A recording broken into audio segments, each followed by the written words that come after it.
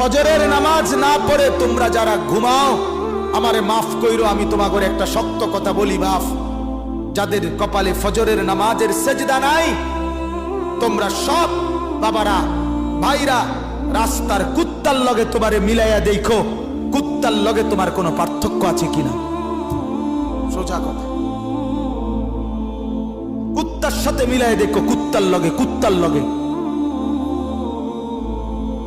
ওই জানোয়ার শুধু ঘুমায়, ওই জানোয়ার পেশাব পায়খানা করে, ওই জানোয়ার খাবার খায়, ওই জানোয়ার যৌবনের যৌন চাহিদা পূরণ করে।